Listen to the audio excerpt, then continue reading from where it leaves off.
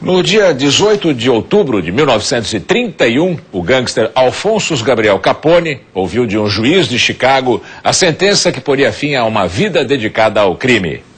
Al Capone, como ficou conhecido, o mais famoso dos gangsters, foi condenado a 11 anos de prisão, depois de escapar de várias condenações, comprando ou ameaçando jurados. Capone foi condenado por sonegação de impostos. Enquanto ele esteve na ativa, faturou alto com o mercado negro de bebidas e foi também o mandante de vários crimes em Chicago.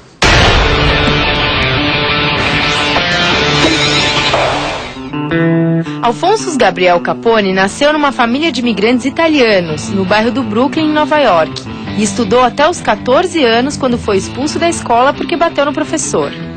A primeira gangue de que Al Capone fez parte era uma das maiores de Nova York.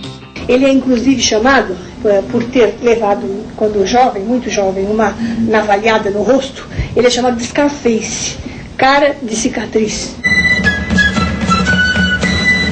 Capone casou-se e pouco tempo depois o gangster Johnny Torrio o convidou para viver em Chicago.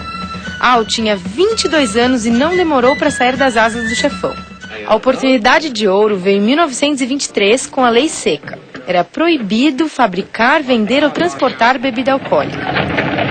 Foi uma lei forçada por aquelas idealistas que eram totalmente contra a bebida. Você tinha várias marchas de mulheres contra a bebida, isso, aquilo. Elas pressionaram os congressistas, fizeram a lei, ficava uma coisa assim misteriosa, glamurosa você beber nos bares clandestinos. O escritório de Al Capone funcionava disfarçado de loja de antiguidades.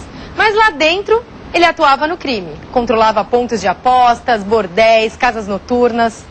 Mas a atividade principal era a compra e venda de bebidas alcoólicas.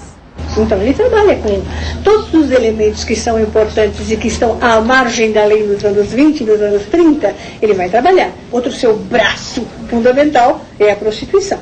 Já naquela época, o Al Capone andava num carro desses daqui blindado. Tinha 8 guarda-costas.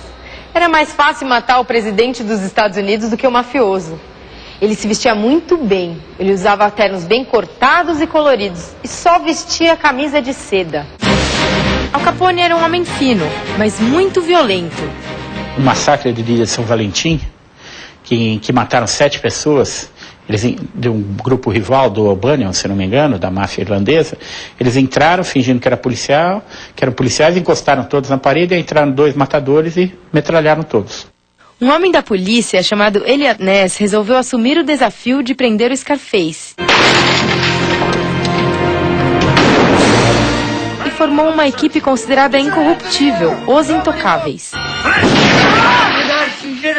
É o nome do filme de Brian De Palma, em que Robert De Niro é Al Capone. I want you to get this fuck where he breathes. I want you to find this Nancy boy Eliot Ness. I want him dead. I want his family dead. E Kevin Costner, Eliot Ness. O longa é vencedor do Oscar de 1987. Mas quem pôs o mafioso na cadeia não foi Eliot Ness, e sim o fisco americano. Uma das coisas que ele fazia, como muita gente fazia, e ele achou que jamais seria pego por isso, era simplesmente sonegar impostos. Contabilizaram até os lenços de seda e as cuecas dele para saber quanto ele gastava por ano, para poder prendê-lo por não pagar o imposto de renda.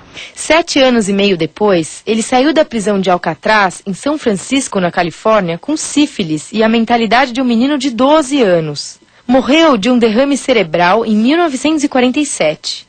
Em mais de 20 anos de crime, pode não ser o maior criminoso da história, mas é com certeza o mais conhecido.